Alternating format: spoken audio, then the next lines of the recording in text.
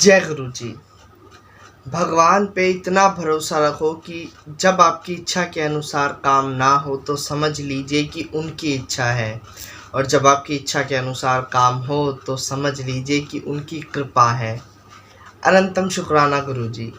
आज की वीडियो में मैं आपके कुछ ज़रूरी पूछे सवालों के ऊपर बात करूंगा, आपकी कन्फ्यूज़न को दूर करूंगा।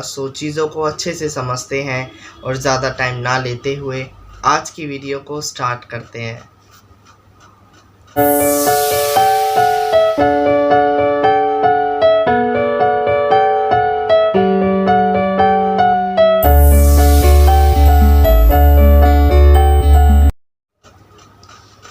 मेरे वालों सारी गुरु फैमिली नु जय Guru ji. I am Siddharth and welcome back to my new video.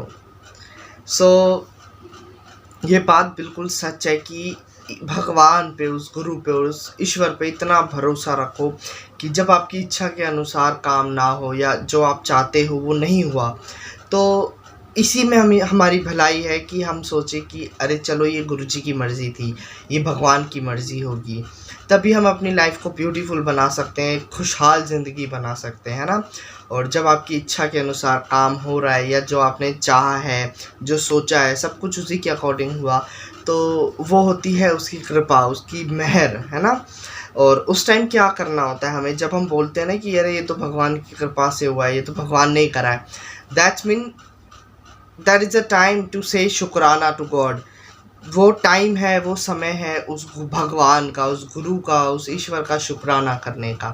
तो सिर्फ यही नहीं कि अरे भगवान की कृपा से हुआ है, आपको शुक्राना भी करना है। शुक्राना भी इक्वल इम्पॉर्टेंट हमारी लाइफ में है, और ख़ासकर हमारे गुरु संगत है तो हमारे गुरु जी को तो बहुत प्यार है, एक अलग मोहब्बत है शुक्राना वर्ड से। तो शुक्राना करना हमारा लाइफ कंपलसरी है। सुख होवे दुख होवे, बस तेरा ही जिक्र करा गुरु जी और तेरा ही शुक्र करा। तो ऐसा भी हो सकता है कि हमारे को गुरु जी इतनी दातें दे दें और सिर्फ हम शुक्राना करें गुरु जी का, कि शुक्राना करते करते हमारी सांस थके ना, है ना। होता है ना कि बस गुरु जी का ही जिक्र करते रहो।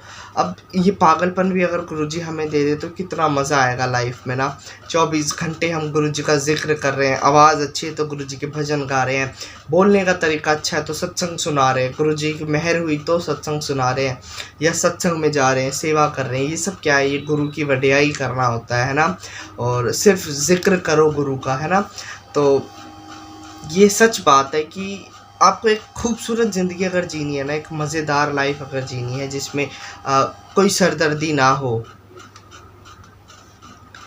तो बस यही सोचो कि अगर आपके अकॉर्डिंग काम नहीं हुआ ना, जो आपने चाहा वो नहीं हुआ, उस चीज़ को एक्सेप्ट कर लो। और एक्सेप्ट करके आप मन के अंदर या दिल के अंदर यही सोचो कि चलो ये भगवान की मर्ज़ी थी and I have to accept it. मतलब मेरे को इसे एक्सेप्ट करना पड़ेगा क्योंकि हमारे पास कोई दूसरा रास्ता नहीं है। क्यों? क्योंकि अगर हम उसे एक्सपेक्ट नहीं करेंगे तो हमारे मन में ख़्याल उठेगा कि मेरे को गाड़ी ख़रीदनी थी इसी महीने, मेरे को गाड़ी नहीं ख़रीद पाया मैं, मेरे इंतज़ाम नहीं हो पाया, गुरुजी तो ऐसे करते हैं, भगवान तो ऐसे करते हैं। इससे क्या होगा, हमारा कनेक्शन थोड़ा सा कम हो जाएगा, काफ़ी ज़्यादा भी कम हो सकता है। हम गुरु से ना पीछे हो जाएंगे थोड़ा।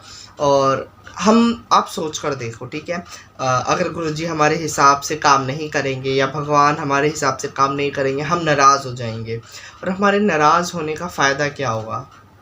कोई फ़र्क नहीं पड़ेगा, क्योंकि हमसे अच्छे बहुत लोग हैं, हमसे यू नो हमको तुम संग बहुत है, तुम संग हमरे नाही। मतलब हमारे जैसे तो बहुत लोग हैं जो गुरु को प्यार करते हैं, भगवान को प्यार करते हैं, है ना।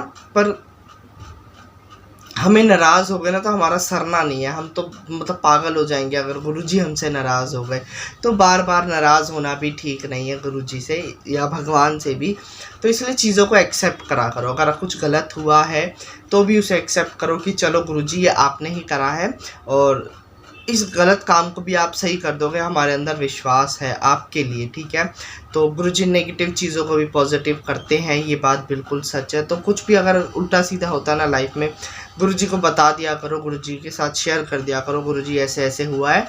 अब बाकी के आगे का काम आपका है, आप अपने आप संभालना, ठीक है। ये छोटे छोटे डिसीजन अगर आप अपनी लाइफ में गुरुजी के साथ लोगे ना, तो गुरुजी विल हैंडल एवरीथिंग। वो सब कुछ अपने आप संभाल लेंगे, आपको ज़रूरत भी नहीं पड़ेगी बताने की।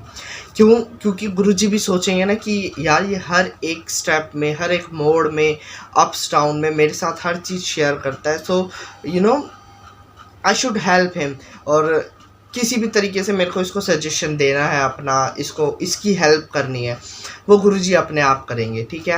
और आज जैसे कि मेरे पास कुछ क्वेश्चन हैं, जिनमें से किसी संगत ने मुझसे पूछा था कि गुरुजी को जैसे हम कड़ा प्रसाद देते हैं और वो भोग लगाने के बाद वो ठंडा हो जाता है, क्या उसे हम गर्म करके खा सकते हैं या नहीं। तो देखो मैं बताता हूँ, जब हम गुरुजी को कड़ा प्रसाद ऑफ़र करते हैं सत्संग वाले टाइम पे, तो सत्संग शुरू हो जाता है, बीच में हम गुरुजी को ऑफ़र करते हैं जब कड़ा प्रसाद, उसके बाद जब एंड होता है सत्संग का, तो हम सारी संगत उसे मिल के खा लेते हैं। तो उस टाइम तो हम उसे गर्म नहीं करेंगे, क्योंकि काफ़ी गर्म रहता है वो उस टाइम के लिए ना, वो 2 घंटे के अंदर इतना ठंडा नहीं होता। बट गर्म आप तब कर सकते हो जब आपका कड़ा प्रसाद बच जाता है ना, तब आप उसे तवे वगैरह पे, फ्राइंग पैन में, जैसे भी आपको ठीक लगे आप उसे गर्म करके खा सकते हो। इवन मी ऑल्सो, कड़ा प्रसाद तब तो मतलब अमृत लगता ही है खाने में, बड़ा मतलब आई जस्ट लव कड़ा प्रसाद। बट उसके बाद जब आप उसे खाते हो ना गर्म करके, तो वो एक अलग जो टेस्ट है ना, क्रंची क्रंची हो जाता है और बड़ा अच्छा लगता है। तो भाई मैं तो खाता हूँ, इसमें कुछ गलत है या नहीं आई डोंट नो, बट उसको प्रसाद की तरह ही खाओ, आप उसको गर्म कर सकते हो, कोई इशू नहीं है। बट याद रखना कि वो वही प्रसाद है जो आपने गुरुजी को खिलाया था, गुरुजी को भोग लगाया था, तो उसको वेस्ट मत करना बिल्कुल भी। और सभी को पता है कि कड़ा प्रसाद बनाते टाइम क्या क्या करना होता है, कैसे बनाते हैं, और साथ में हाथ नहीं धोते जब हम कड़ा प्रसाद खाते हैं, उस हाथ को मतलब अपने हाथों पे लगा लेते हैं वो जो घी होता है। और चलो आज कड़ा प्रसाद के ऊपर ही बात करते हैं कि कड़ा प्रसाद बनाते कैसे हैं। देखो कड़ा प्रसाद या फिर हलवा वगैरह हम अपने भगवानों के लिए बनाते हैं, कड़ा प्रसाद भी बनता है ये भगवानों के लिए।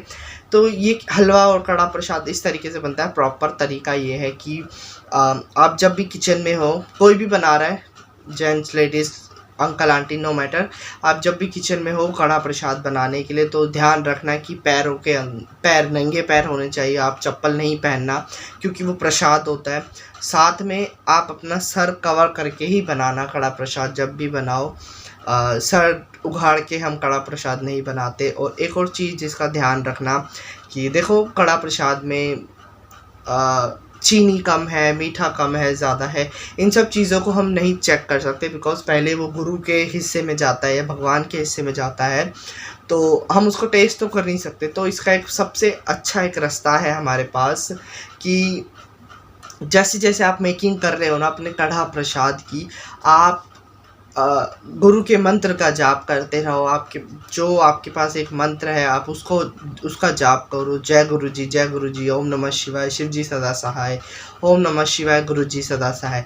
या फिर आप वाहे गुरु का नाम जाप करते रहो, और उसके अंदर ना अपने आप ऑटोमेटिकली उसके अंदर एक अच्छा जो एक प्रॉपर जो एक फ्लेवर है ना वो आ जाता है, मीठा कम, सब कुछ परफेक्ट बनता है और कोई टेंशन लेने की ज़रूरत नहीं होती।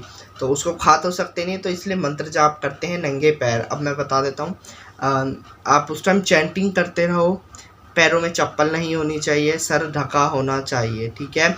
और ज़्यादा चीज़ें नहीं लगती कड़ा प्रसाद बनाने के लिए, सिर्फ आप यूज़ होती है चीनी, आटा, पानी एंड देसी घी, बस प्योर देसी घी में ही बनता है कड़ा प्रसाद, और नॉर्मल हम तेल या घी में नहीं बनाते उसे।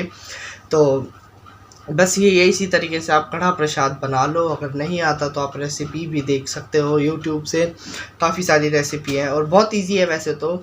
और सबसे बेस्ट भोग उसे हम कहते हैं, गुरुजी को भी पसंद है, भगवानों को, आप किसी को भी भोग लगा सकते हो वो कड़ा प्रसाद, ठीक है। और मैं बता रहा हूँ कि अभी सत्संग था तो मेरे घर बच गया था कड़ा प्रसाद, तो 1-2 दिन बाद मैंने फ्राई कर दिया था, मतलब क्या बोलूँ, हाँ गरम कर दिया था उसको तवे पे, और वो नीचे से बड़ा क्रंची क्रंची हो गया था, तो और ज़्यादा उसका इन्हेंस हो गया फ्लेवर, और टेस्ट भी काफ़ी ज़्यादा आ रहा था अच्छा। तो भाई ये अपनी पर्सनल चॉइस है, ठीक है, यही बात थी। और देखो सिर्फ कढ़ा प्रसाद नहीं, आपके पास जो भी मतलब प्रसाद बचता है, कई बार मैं बताता हूँ वेस्टेज ना हो, इसकी बेकदरी नहीं होनी चाहिए। बेसिकली आज का यही मोटिव है हमारा वीडियो में कि खाना वेस्ट नहीं करना चाहिए। बिकॉज बहुत ऐसे लोग हैं विरले, मतलब परेशान गरीब लोग, जिनको एक टाइम का खाना भी बड़ी मुश्किल से नसीब होता है, और हमारे पास 2-3 टाइम का खाना है। तो उसके लिए शुक्राना करो गुरु जी का, भगवान का, जिसको भी आप मानते हो। बहुत ज़रूरी है शुक्राना करना, because we are so blessed कि हमारे पास खाना तो है इनफैक्ट।